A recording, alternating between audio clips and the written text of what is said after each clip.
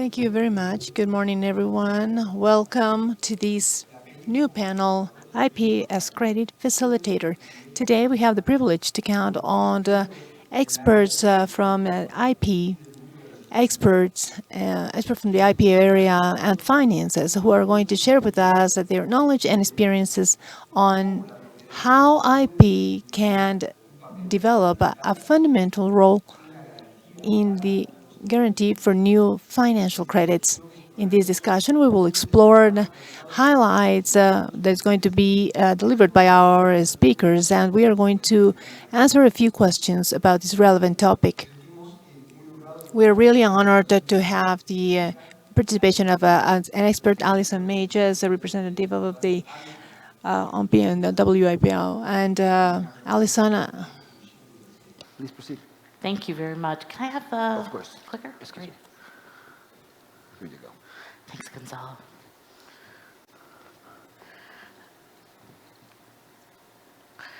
So what are the main considerations when we're talking about IP as a credit facilitator? And the way we see it is there's about two areas. The first is looking at direct use of IP as the underlying asset for the transaction.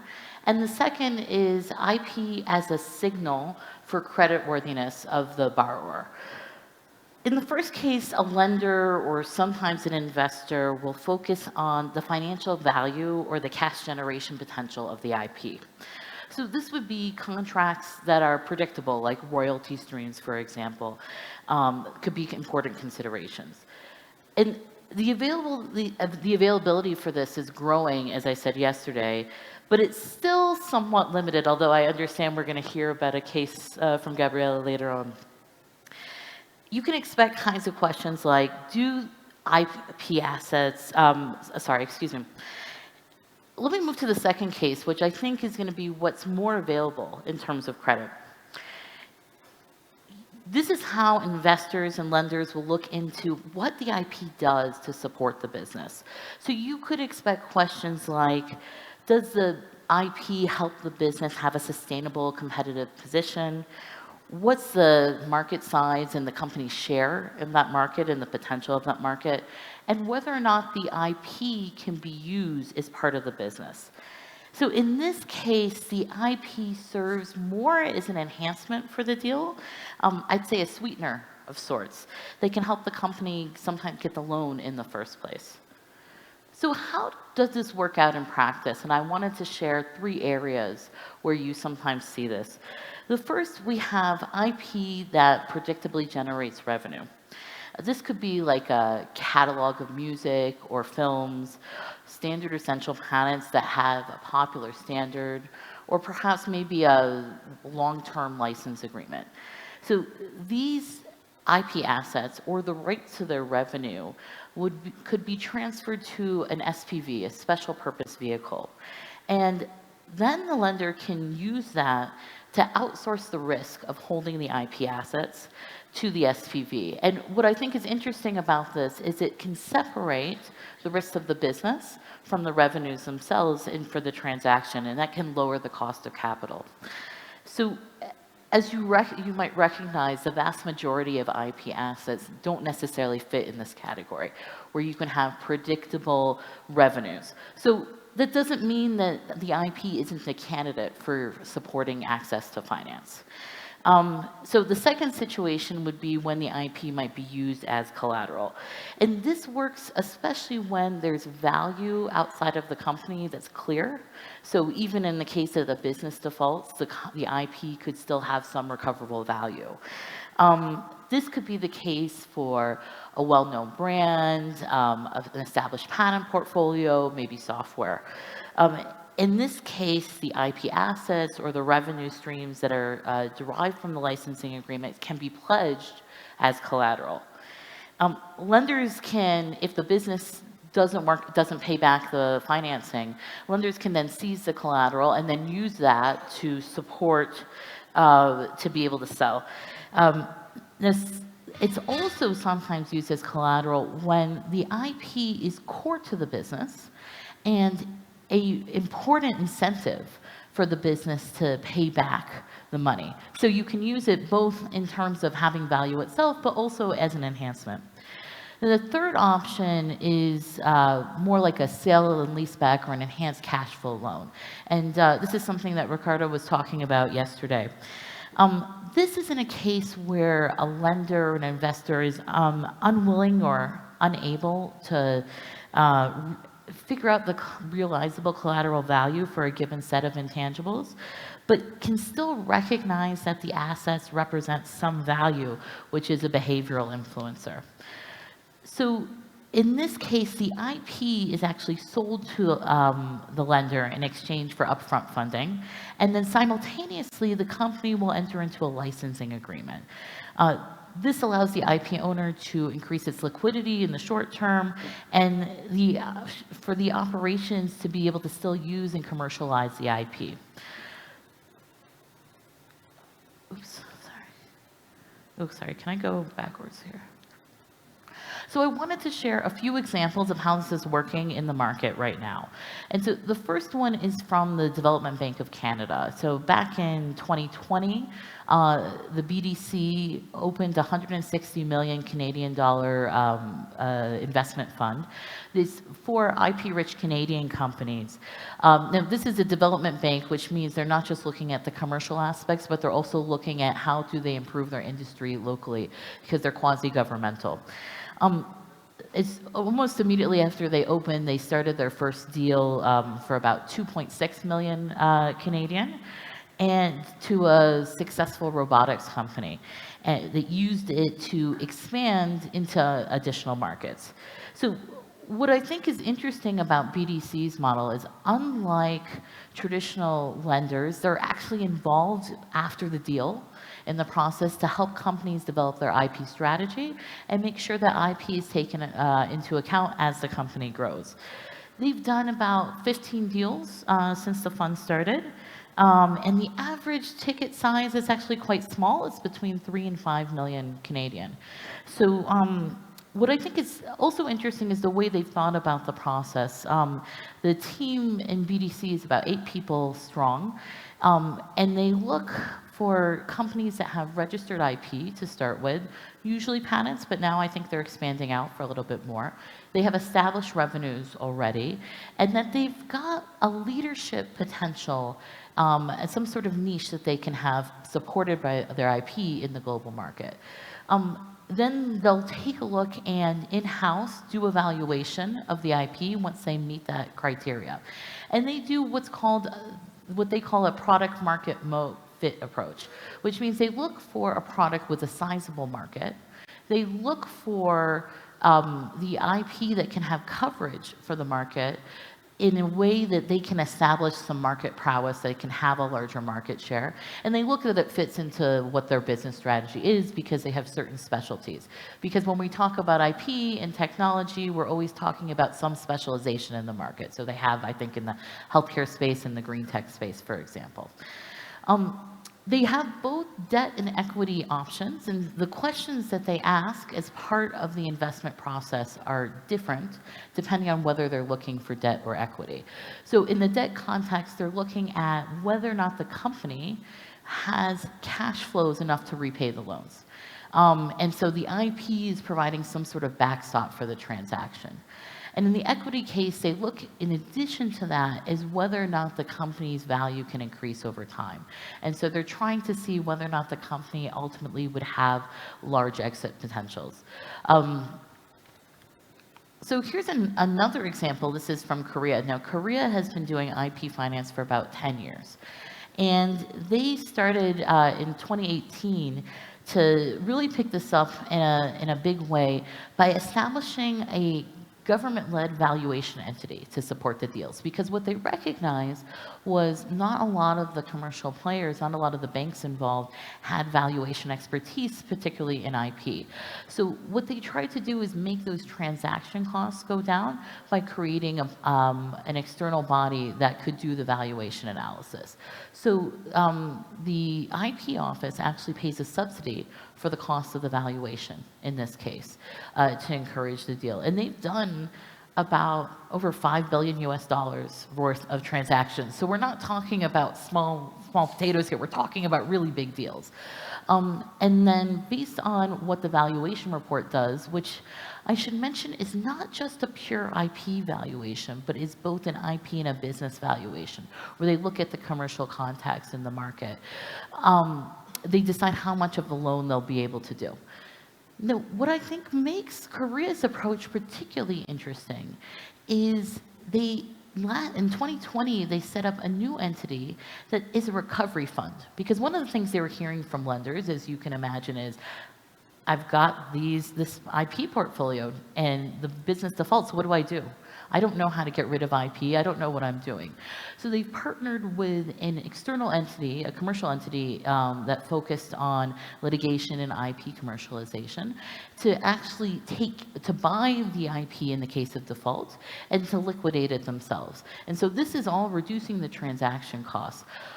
Another thing that's interesting about this model is while it started out as purely a government run on the valuation side of the process, they're now moving into working with different private entities. And what they do is they're certifying the private entities as part of the process in order to make sure that the valuation is high quality.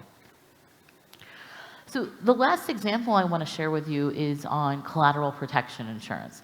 So a number of insurers are starting to get in the game saying, similar to the Korea story, we know that many financial institutions don't have the IP expertise yet. But what we do know is we could build the IP expertise and provide it for a large swath of the market. So what insurers are doing, and there's at least 3 of them playing in the market, and I think there might be others outside of the world starting to look into this, is the insurer conducts the valuation. Usually this is based on a proprietary method in-house, so it's something they're taking the risk, so they're also feeling comfortable with the valuation at the end of the day. And then they combine that valuation by providing an insurance policy that that helps in case of default. So if the IP doesn't live up to the valuation and that there's still an outstanding loan amount, the policy will step in and cover it. What I think is interesting is because of the trusted nature of the insurers here, the lenders don't necessarily have to have IP experience as part of the process. So I think this is a way to help de-risk transactions. And according to one of the companies in the space, they said it actually reduces the cost of capital by about 10%. So it's a pretty big difference for companies.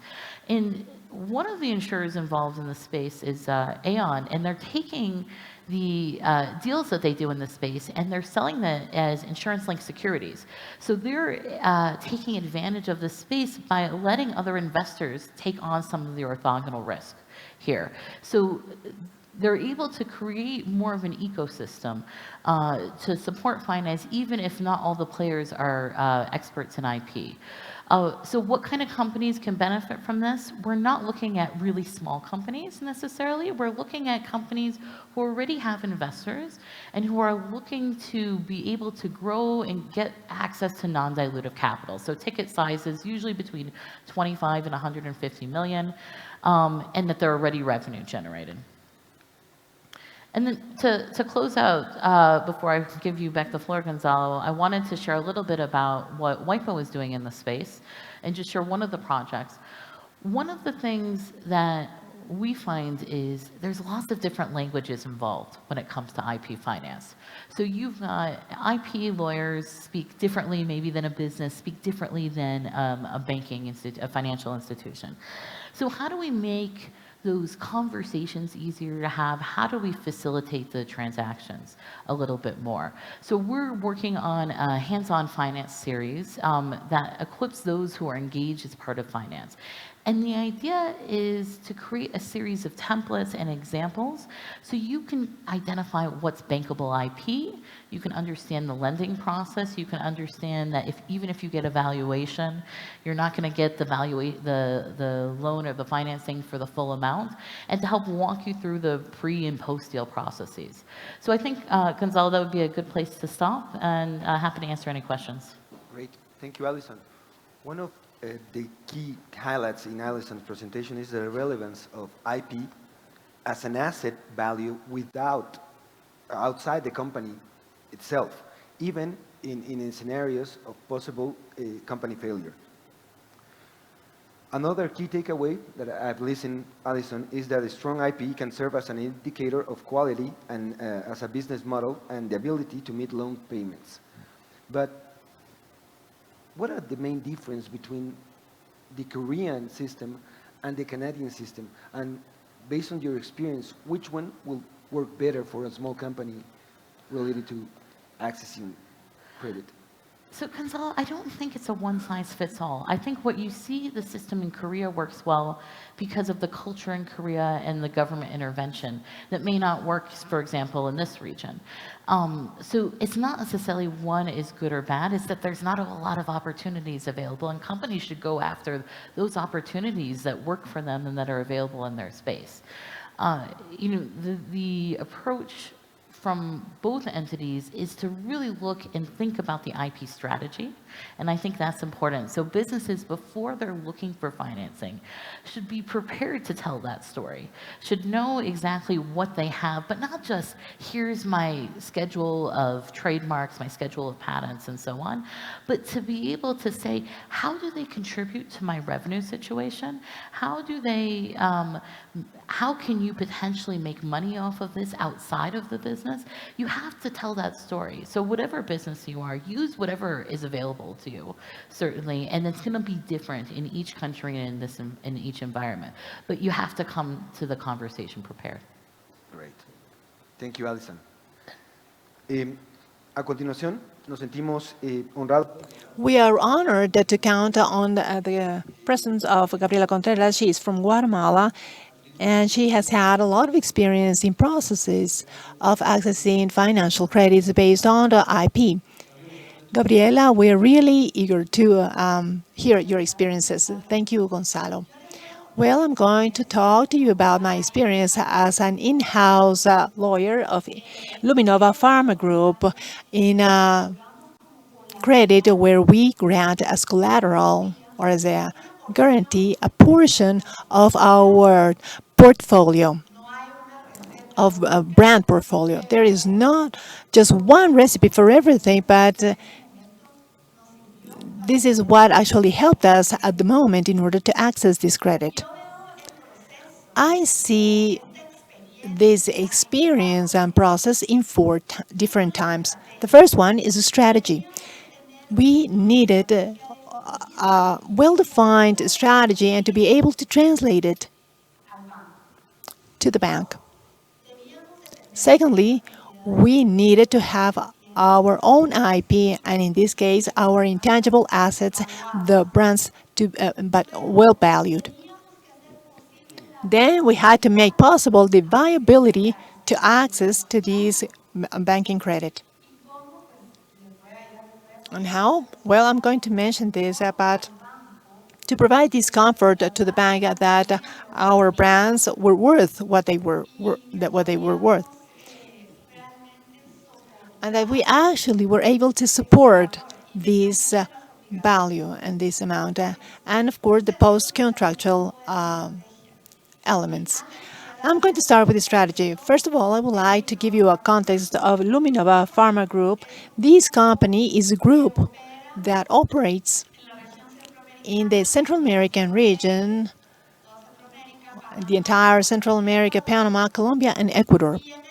And at the time, we decided to expand ourselves to other Latin American countries because we realized that we had the expertise in the manufacturing, distribution, and promotion, which is an important topic that I forgot to mention, was that we commercialize and we manufacture pharmaceutical generic products with a brand. And it is important to have this context in mind. Within this reapproach, we realized that we needed to innovate our portfolio and to launch new molecules to the market. We were very focused on assisting chronic diseases and also acute diseases. Finally, we had to grow inorganically through strategic alliances. How were we able to accomplish this? By strengthening our equity and accessing to financing sources. That's where we started our valuation process of the assets in general. But within the process, we realized that the brands were not valued. They were not valuated. Although the pharmaceutical company, we intend a lot of resources for the construction and promotion of these products for innovation, development, research, sanitary registration, advertising, relational marketing, loyalty programs in marketing, and the promotion of brands are done also through doctors themselves. So all these that we were investing annually on our brands were actually going to the expenditure. So we performed this valuation process. This process, we do this with a third party that we were aware of the fact that they report at some point we're going to have a good weight. If we wanted to access a credit, this would have helped us, and also against the tax authority. And this is also important because this is another story. But we were all also reordering our brands. We were undergoing that process where we're going to transfer our brands to an external entity, to a different entity. So we needed to have our brands evaluated. Once they were evaluated, they were registered as part of the intangible assets in the balance sheet. And then we realized that the brands are the most valuable assets of the company. And therefore, they were going to allow us to access, or at least to file the bank these brands as a possible collateral.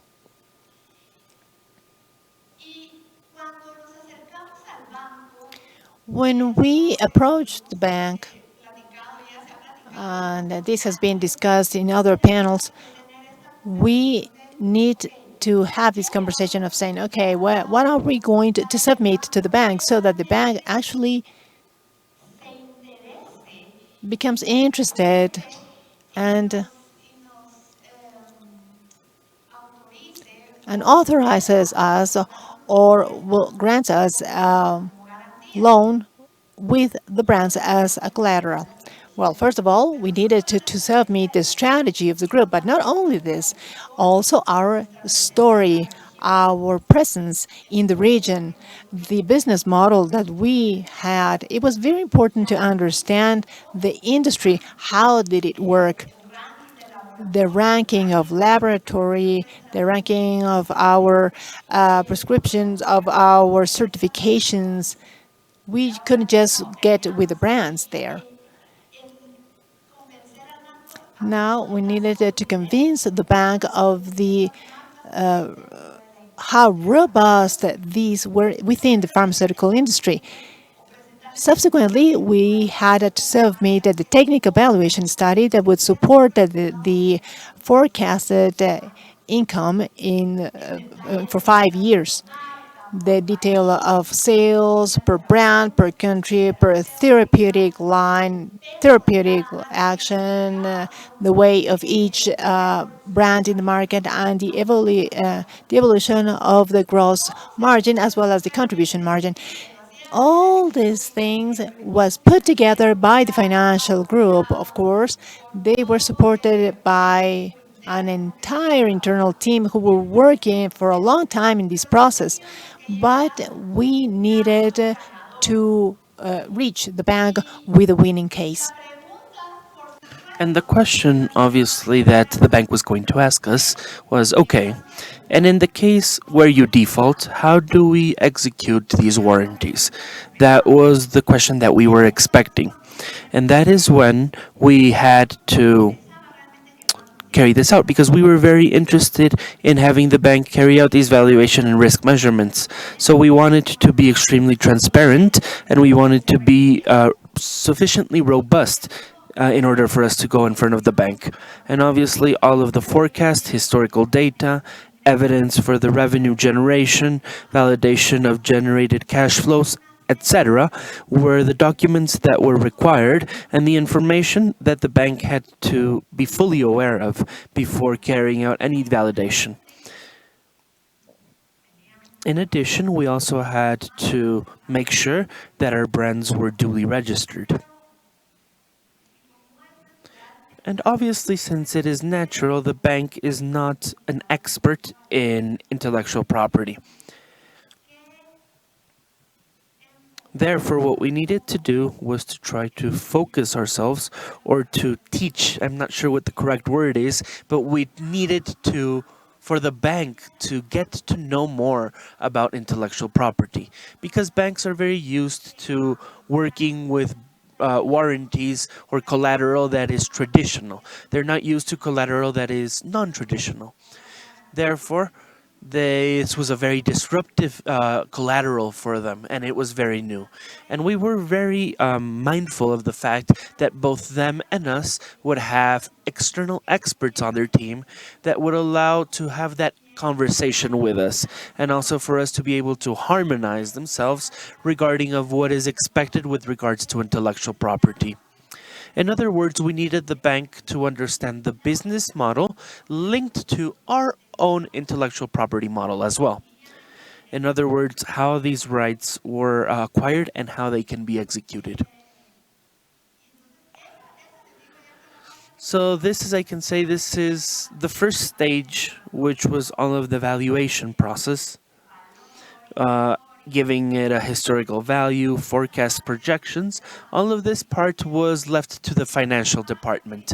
Nevertheless, the issue particularly related to intellectual property corresponded to lawyers. And they said, okay, you can speak with their lawyers and you can get to understand each other on this issue. And the conversation we had with the lawyers was very interesting because it got to the point where the bank said, okay, we understand, we're ready, you convinced us, we're going to provide you with this. And they said, what do we do with your certificates? What do I do with this warranty or collateral if you default? We had to determine what support we gave with those brands. How, in a specific point in time, a bank can come and, in reality, have the possibility to recover or execute the collateral in order to recover some of their money. So upon having a wide array of conversations, what we did is we provided them with our know-how, which is basically the thing that gives support to our brands. It's everything that is known as the dossiers or the recipes in order to be able to carry out SKU or each one of our pharmaceutical items. And we needed to introduce them as part of the IP model in order to determine how we operate. We had to determine who our competitors were. We had let them to know how, in the case of a default, they could go and discuss with these people, with these brand portfolio to our competitors and offer them because they were highly attractive brands. It's something that we would have not wanted to happen, of course, but such as the case in life, it was a possibility that we needed to take into account. And afterwards, the bank carried out their due diligence. They want to make sure that there was a brand policy implemented. And then we granted the dossiers that had all of the requisites necessary and all of the documentations that were associated in order to be able to generate any type of economic benefit or the know-how related to our brands. A very important topic related to the know-how of our brands is that it is given under confidentiality and as an industrial secret. Therefore, whenever we submit all of our know-how, we submit it closed. And this is something that is requested by the bank. Some of the post-contractual obligations include this. Once we sign the agreement, then we have the possibility to grant the collateral.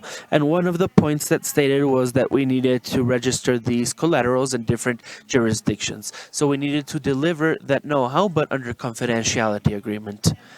Literally, what we do is we present these dossiers and they go to the bank vaults with all of their security seals and stamps duly implemented, and they are only opened in the case of default. Another very interesting topic is that since they are collateral with a specific term or a specified time frame, we wanted to make sure that both our brands and the dossiers that support our brands were current for that term. So what we needed to do was we needed to annually present to them an annual renewal plan, both for our plans and for our sanitary registrations. This was another one of the post-contractual obligations that we had. And perhaps another important or interesting topic is that we achieved or caused for the brands to be liberated with partial payments. So this means that not leaving certain brands throughout the term of this whole credit. As we pay, we ask for them to be freed or given back to us. And this is something that we were able to achieve. And at the end of the day, what we had the possibility to do was to be able to carry out this transaction. And as I was saying, this is a very specific case to the pharmaceutical industry. I believe that one of the topics that was very useful for us was that our brands were robust in the market. So for the time when we were discussing the draft of the country, they said, oh yes, your brand, I use it since I've been very small. Oh, you're the people that are owning that brand or that manufacture that brand. It's of course, this has been very useful for us. So there was this additional element that within the pertinent market, these brands were very well known. They were brands that already had, were consolidated or were very well positioned. And this obviously was very helpful for us because it was a group that had a trajectory of over 60 years in the region. And I do believe that this granted trust towards the bank. And obviously this is very nice, but everything was data-backed, which was the most important thing for the bank. So from my perspective, this is what I can share with you today for a very specific case within Central America. And hopefully this has been of your interest and of your fruitful for you for any possible future transaction. It's very interesting to see how an appropriate valuation backed up with technical data that is solid and through the presentation of dossiers that are complete, together with the implementation of collateral which is appropriate, can grant confidence to the financial institutions. And it is definitely very important that financial institutions also start getting to know about intellectual property rights. And I see that in your case, not only was the operation backed up through a brand, but basically through a group of intellectual property rights, which makes it a little bit more interesting for us. Because not only was it the brands that were included as collateral, but as you said, the commercial and industrial secrets were also there and also patents. So there is a set of rights that are very well analyzed that will then submit it to a financial institution. And in this sense, my question is, what were the biggest challenges that you confronted during this process? One of those was to be able to reach an agreement on how you were going to back up the revenue provided by the brand. Basically, it was the discussion of the know-how. Up until what point do I have to submit or deliver to you? And where are you going to feel comfortable, or where we as a company were going to feel comfortable in providing our information? Because we could not give you all of our business model, of course. That is something that would never happen. So I do think that perhaps one of the challenges that we had was for the financial institution to be able to understand and be convinced that our brands would be used as collateral, that they would be used as warranties. And another one of the challenges, as I was saying, was to be able to reach an agreement where both parties felt comfortable about what will be delivered, provided, related to my industrial secret, and also up until what point I'm going to provide, where do I feel comfortable granting you what I have in my know-how. And a third challenge was the valuation, which was another one of the challenges, of course. as Allison was saying, the valuation is at this amount, but how much the bank is going to give you, or how much the bank is going to give you as part of a credit, as part of valuation. I think that those 3 points were our biggest challenges. Thank you very much, Gabriela, for that. It is extremely important also to have an outlook on the financial sector with our discussions here. And we are very honored to have the presence of Julio LASO. Julio, I'm sure that you have some comments about this topic, so thank you. Thank you very much, Gonzalo, and good morning, everybody here present.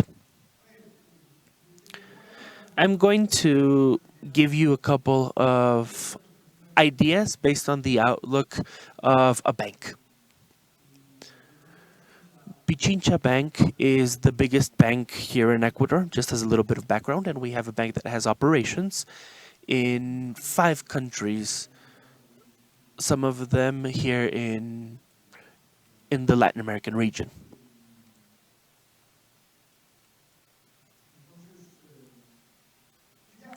So what I wanted to do is talking about some considerations at a conceptual level that a bank carries out at the moment when they are providing any type of credit. So before going into the nitty-gritty on the possibility of using intellectual property as collateral or as warranties or even as a source for payment. So some things that are important to know when you are dealing with, and the word that I'm going to use is on purpose, with the financial sector, when you're dealing with the financial sector, is that here the positions of banks are generally a response to any type of regulatory requirement that exists, and also to any type of the application of international principles. We do not necessarily have the absolute freedom to be able to provide credit without any limit or provide any type of credit without any collaterals. There are certain regulations that have been replicated throughout the countries that are international standards, which have been defined by the Basel Commission. And here we have to determine with what warranty amount or collateral amount we need to work with, up until what point we can use based on the capital that customers have or equity that customers have. Therefore, these are important topics for us to be able to take into account. Then, of course, once we go past these regulatory issues, the bank, from the bank's point of view, in no case, or at least the bank should not do this, should not grant a loan based on the collateral that they receive. The collateral will always be a second source for payment. And this is something that Gabriela was saying. The first thing that the bank analyzes is the business as such, and the capability that that business has to be able to generate the cash flows necessary to be able to pay a specific loan provided. Therefore, this topic is always very important to take into account, because oftentimes the discussion might be centered on the collateral itself, while the collateral is simply a warranty. It's a second source for payment.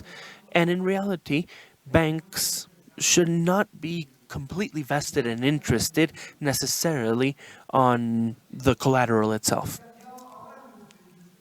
Right now, I'm talking about 2 topics that perhaps may sound contradictory to you, because on the one hand, I have certain obligations of constituting and receiving collaterals for the credits that the bank provides. And on the other hand, what I'm saying is that I don't have to focus on the collateral itself. But in practice, or in the analysis phase of credit, what should apply is the analysis of a company, its background, its historical business, what we as bankers are known as the character or the capability of generating payment flows. So in other words, the bank carries out a comprehensive analysis. And with this analysis, without a doubt, there is a phase of analyzing assets. And in this case, it would be the analysis of intellectual property. And that should also be a factor that is very important and should be taken into account. And here, what I'd like to do is I'd like to carry out a comparison, and not only to talk about banking credits as such, but also what I'd like to do here is to be able to go to the capital market and also go to the value market in order to be able to raise funds. And there is something that I do think is very important to highlight. And this is that when somebody requests for a credit or when you go to the value market, you need to be open to providing a lot of information. And perhaps this is subject to certain regulations and rules. As Gabriela was saying, it is subject to topics related to confidentiality, and that obviously with regards to intellectual property, it is a lot more stringent because you are experts on this much more than I am. But the ability of sharing information or the willingness or willing to be able to be part of audits or risk valuations or to any type of analyses on behalf of bank officers is something that is extremely important to take into account if somebody wants to have access to financing. And this is also applies to topics related to intellectual property. The same willingness must be had by the company with regards to intellectual property. And this is with full awareness that there are certain industrial secrets, with full awareness that the bank has the obligation to maintain those industrial secrets, to keep that level of confidentiality due to legal requirements, of course.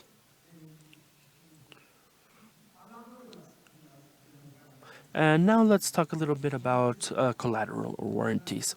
As I was saying, collateral itself should not be the most important thing analyzed by a bank. I'm not saying that they're not important, because apart from this, any type of credit is granted with the full understanding that they will be paid in full and in good faith of the requesting party and the granting party. And collateral is used to do this, to guarantee, but to be used as a second source of payment.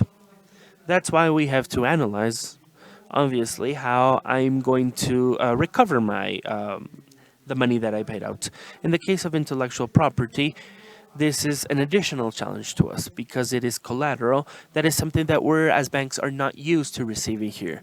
Here, evidently, we have a huge cultural gap that we do need to approach and confront. But apart from this, generally speaking, in countries such as Ecuador, the execution upon the collateral is a process that is extremely complex.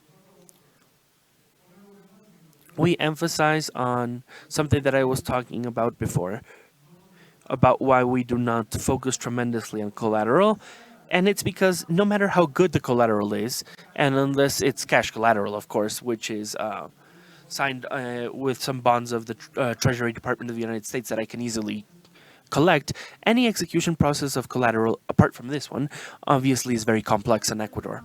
Then, apart from this, we have the issue related to the valuation. I do not want to go into detail on valuation. I have the full understanding that you were able to listen to a group of experts discuss the issue related to valuation. But for banks, this is a topic that is fundamental for us. We, as banks, want to understand that the assets that I'm receiving as part of collateral are actually worth what the holder of those assets says they're worth.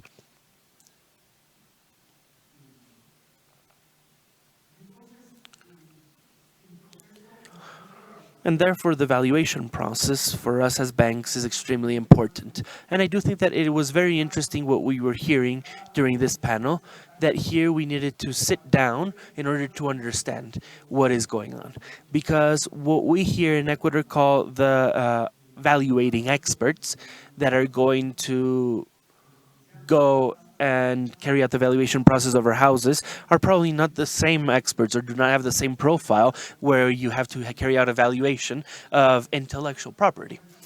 But not because they're not the same experts, this does not mean that they're not less important. And in parallel, the due diligence has to be carried out. And here we have a component that is related more to the legal aspect of everything that is being received as part of collaterals. And I think that Allison was able to show us something that for banks or for investors as a whole in the value market can be very interesting. And what Allison presented is that one thing is when we receive a brand as part of collateral, and something very different for us is establishing a scheme in order to be able to carry out our collection process. A scheme which would be able to generate by itself its own cash flows. And Allison was showing us examples where we can have, for example, royalties at a periodic level, which would in turn guarantee that we would receive the payment of any obligation for a banking credit. And perhaps this could be a lot more interesting for us as banks than an intangible collateral for us. Oftentimes a collateral may be useful in order to comply with some regulatory issues or to comply with formalities, and so that the snapshot of the credit on both sides can be approved and it looks correct. But for us, perhaps it's more interesting to be able to establish a scheme or a plan that will be able to be used as a payment plan.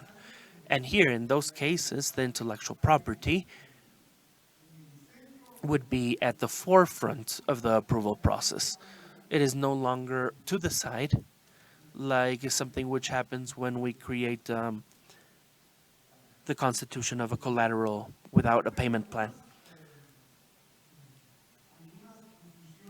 And perhaps some of the conclusions that we have the possibility to achieve as a bank, and based on the experience that we have had, what I can share are the following. First of all, here in Ecuador, this is legally possible. It is legally possible to constitute collateral using intellectual property. This, however, does not mean that this is something that has been used commonplace. This is not something that has been done.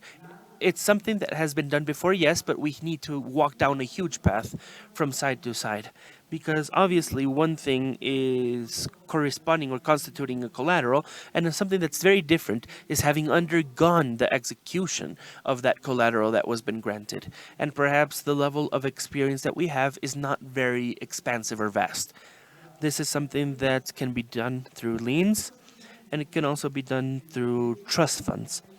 I think that we have one case here in the Ecuadorian market, which is a case that hopefully we would have the possibility to sit down and discuss about in a couple of years when it is not such a hot topic, so that we can give you a little bit more details of how it ended up working. Nevertheless, we have a case where we have an issuance of corporate bonds. We have a brand that is included as part of a trust fund that has been used as a collateral, and where we have serious questions by the regulatory agency to the valuation that was granted to that brand itself.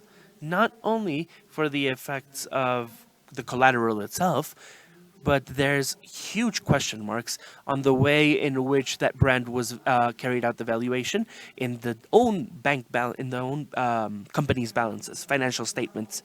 Unfortunately, this is a case that is still open. Therefore, I cannot provide very many details. But at the end of the day, the experience that we acquire from that will exist. And we will be able to have a lot of lessons learned with regards to the way in which things were done correctly and which things were done incorrectly or could be changed. And with regards to the execution of collateral will also be a huge worries for the banks, due to the fact of how complicated of executing upon collaterals are in general. And this is obviously one of the roads or paths that we will not want to tread. But at the same time, we always need to be ready in order to be able to undergo that path. And finally, we have the figure of payments, of providing as payments. And perhaps this figure is the most, after being default, it's the scenario that we do not want to have. We do not want to have assets in our portfolio that banks are unable to handle. Obviously, this is not the objective that a bank would have upon granting a credit. Nevertheless, this is the analysis of the collateral that we will be receiving. So there are different, just talking about brands, there are different types of brands. We have certain brands that perhaps for the bank will have value in itself, and perhaps for other ones the bank will not know what to do with specific brands or how to obtain a revenue from it. But that's a scenario that also needs to be placed upon the table and also needs to be considered.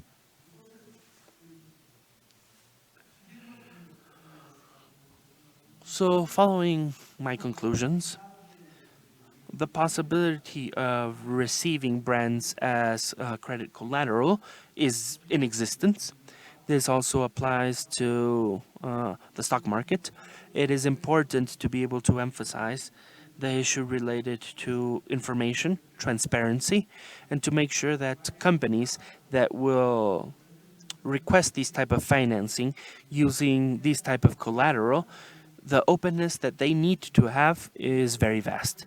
The fact that they need to be that the collateral can be a source of payment or not a source of payment, this could be a highly relevant topic for banks, and also the cultural elements are another conclusion that we can reach.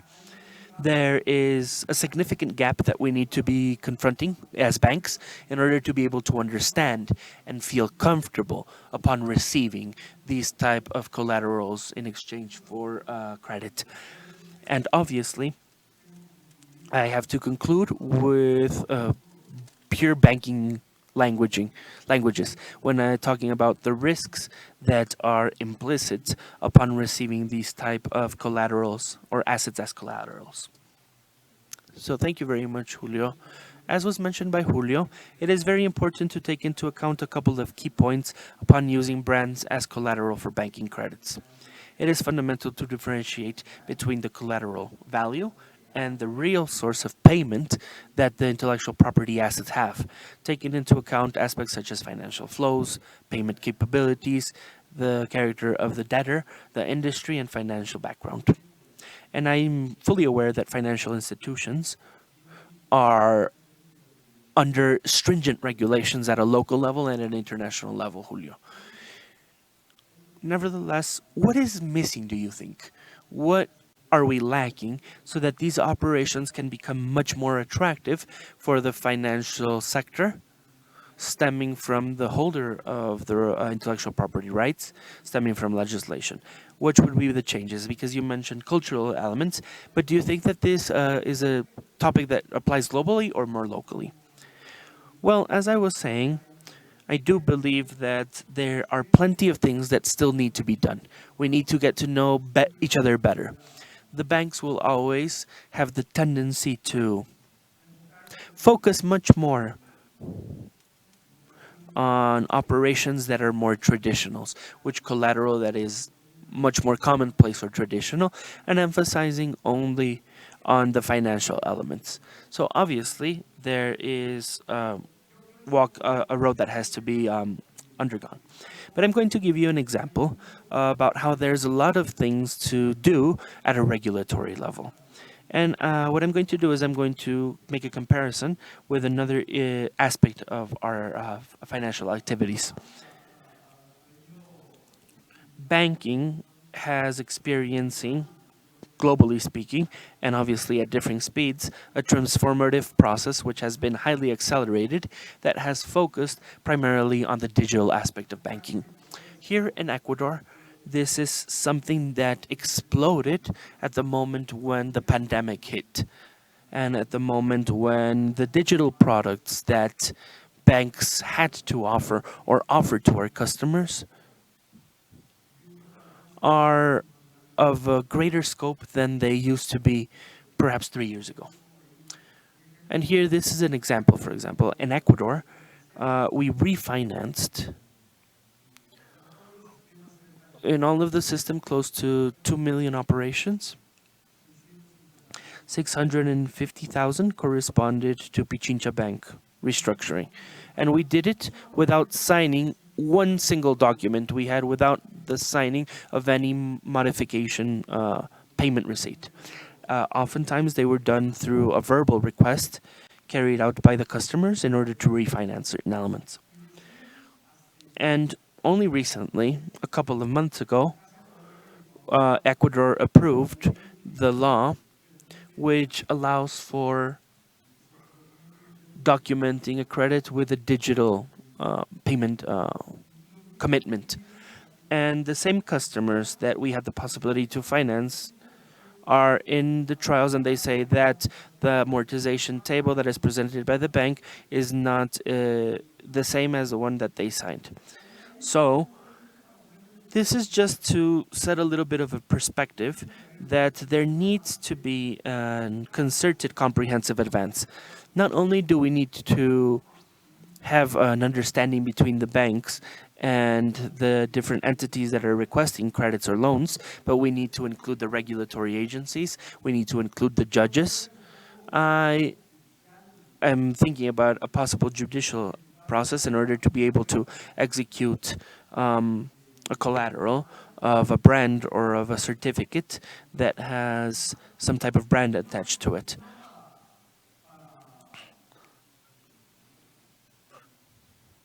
And the scenario that I'm imagining does not seek to you not to do this, because with collaterals that are as simple as a collateral of a vehicle have the same issues. And I am fully aware that this not only happens in Ecuador, it happens in other countries in Latin America. So there is an important effort that still needs to be done in order to be able to harmonize or normalize and reach a equal level playing field for the parties involved about what can be done and what is behind any type of credit and these type of collaterals. Thank you very much. Are there any questions on behalf of the audience? Marco Antonio?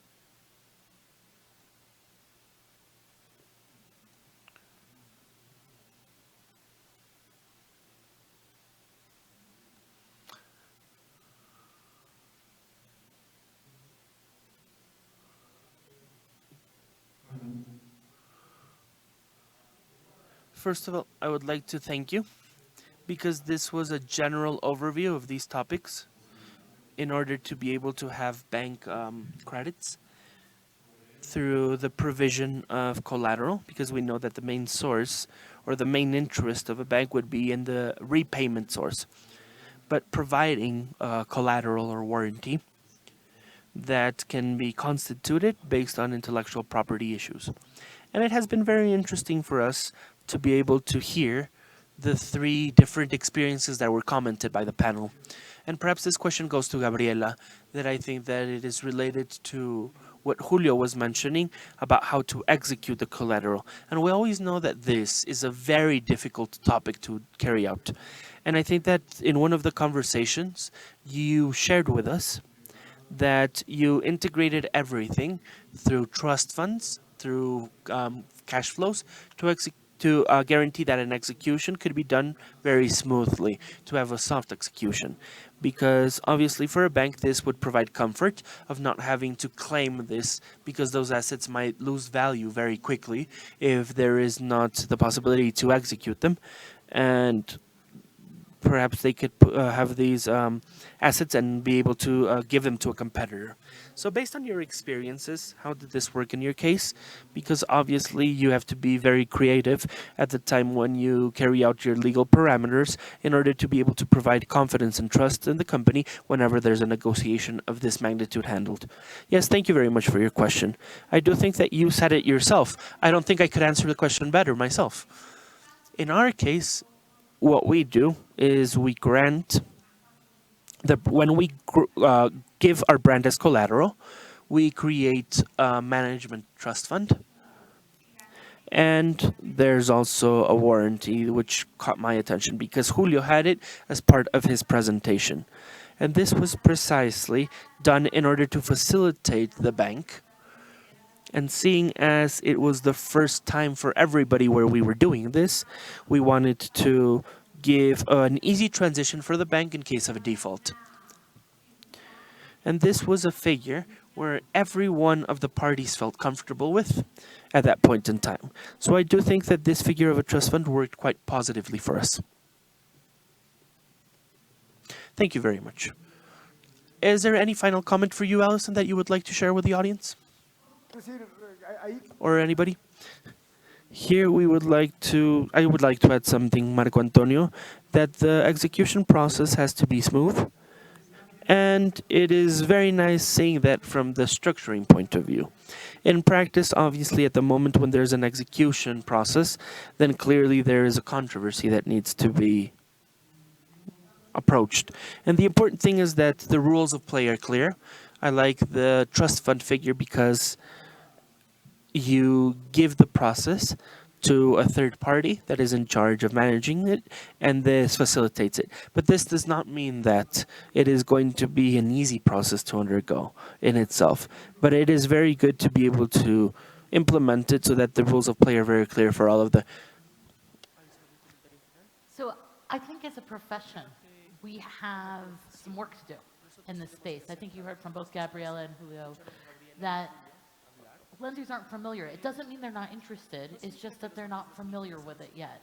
And so I think as a group, we need to find a way to approach the financial industry to help educate them, because it's always harder to educate when you're in the middle of a transaction, right? This is always, it's a little bit more of a tension. So to me, I think it's worth in our area to look at those financiers who are open to this kind of dialogue, to open to receiving these kinds of requests, so that we can start to actually make this happen in practice. So the first time you're not struggling with those startup things in the same way when you're in the middle and the thick of it. Great. Thank you very much for your words. And in conclusion, I think that the discussion and the debate has shown importance. Sorry, we have a question. I did not see my colleague. Thank you very much. I apologize for that. Thank you very much for the presentations. And I wanted to ask a question for Gabriela.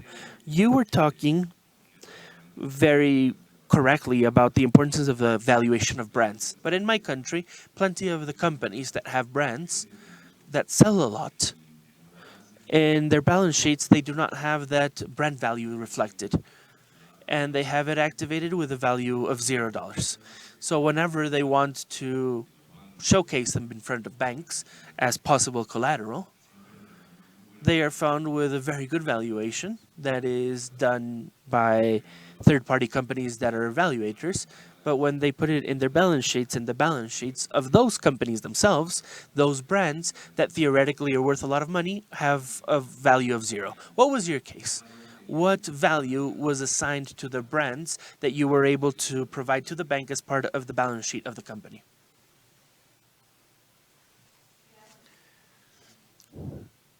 Thank you very much. I do not understand what you said, what valuation they had.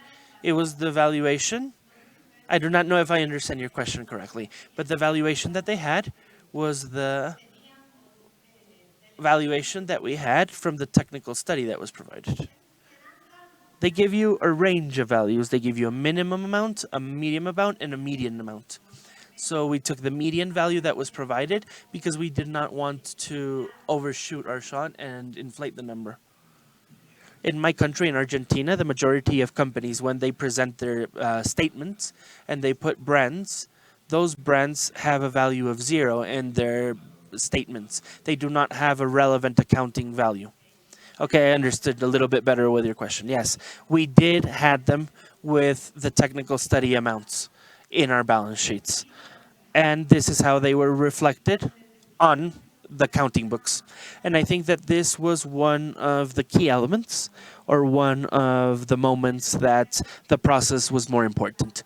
To be able to have our brands with their valuation reflected within our counting books. I think that this was definitely one of the key positive points so that banks would accept brands as collaterals. And I'm saying that there's no one-size-fit-all, one single recipe that everybody should follow. But as I was mentioning at the beginning, one of the steps that needs to be taken is have a valuation of the brand and also having it within your counting books. Thank you very much. Is there any other questions? Okay, in fact, there are challenges that we have to overcome. I think that this is a good first step, and I wanted to thank ASIPI for the panel, the opportunity, and you all for the participation. Thank you all.